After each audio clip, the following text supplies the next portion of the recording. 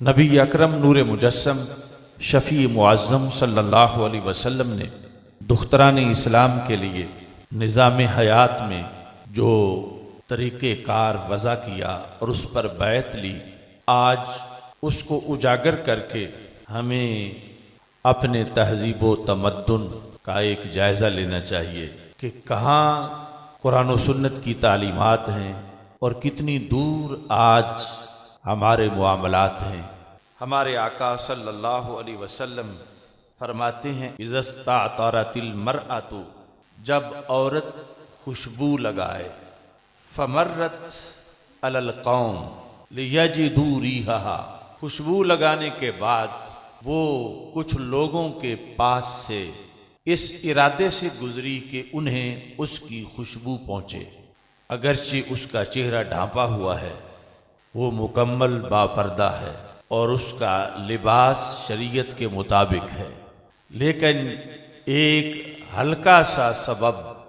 اس کی طرف متوجہ ہونے کا اس میں پایا جا رہا ہے۔ اس نے خوشبو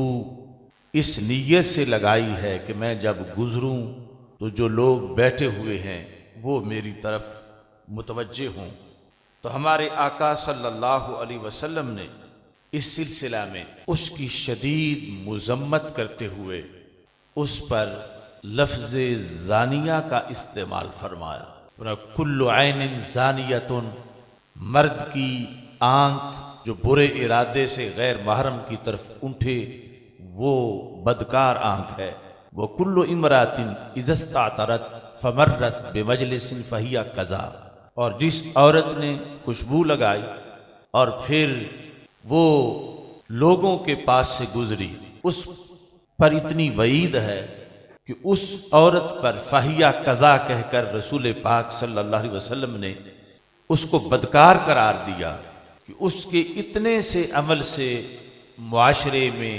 گندگی پھیلے گی۔ نبی اکرم نور مجسم شفیع معظم صلی اللہ علیہ وسلم نے دوسرے مقام پر اس سے بھی سخت الفاظ استعمال کیے۔ ابھی اس کا بے پردہ ہونا یا دیگر جو اسباب اور دوائی ہیں شہوت کو بھڑکانے کے وہ موجود نہیں، صرف خوشبو لگانے پر یہ وعید ہے۔ اس حدیث کو سامنے رکھ کر پھر آج کے حالات، عورتوں کا بازاروں میں جانا، میلوں ٹھیلوں کے اندر جانا، اور بالخصوص یہ جو عورت مارچ کا پروگرام جس کا مقصد ہی بے حیائی پھیلانا اور نظام اسلام سے بغاوت کرنا ہے، اسلام کے اندر اس کی کتنی سخت وعید ہے۔ ہمارے آقا صلی اللہ علیہ وسلم نے فرمایا جو عورت جمعہ کے دن گھر سے نکلی تاکہ مسجد جائے، میلے میں نہیں، بازار میں نہیں،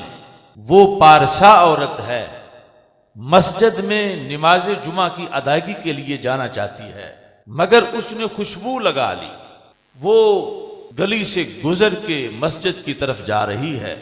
تو ہمارے آقا صلی اللہ علیہ وسلم ارشاد فرماتے ہیں اللہ اس کی نماز قبول نہیں کرے گا حتی تغتسل غسلها من الجنابہ، یہاں تک کہ وہ ایسا غسل نہ کر لے جو جنابت کی وجہ سے کیا جاتا ہے، اس وقت تک اس کی نماز قبول نہیں ہو۔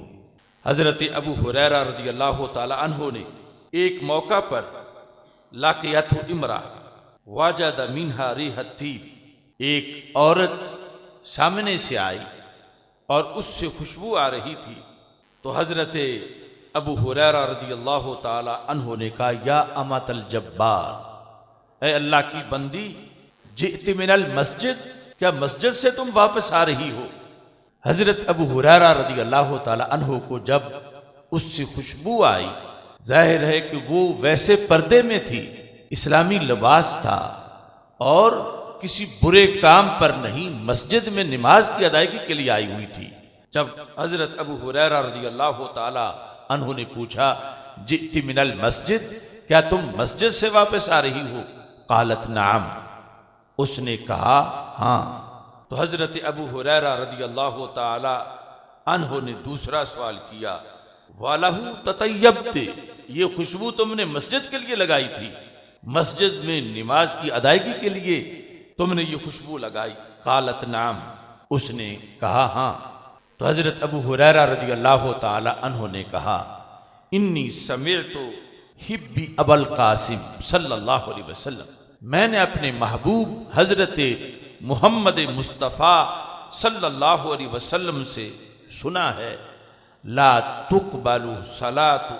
لامرأة تطیبت لهذا المسجد حتی ترجع فتغتسل غسلها من الجنابہ۔ میں نے رسول پاک صلی اللہ علیہ وسلم سے یہ سنا ہے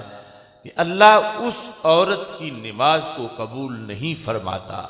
کہ جس نے مسجد آنے کے لیے خوشبو لگائی، یہاں تک کہ وہ واپس گھر جائے اور غسل کرے، جو کہ غسل فرض ہو جانے کی شکل میں مکمل غسل کیا جاتا ہے،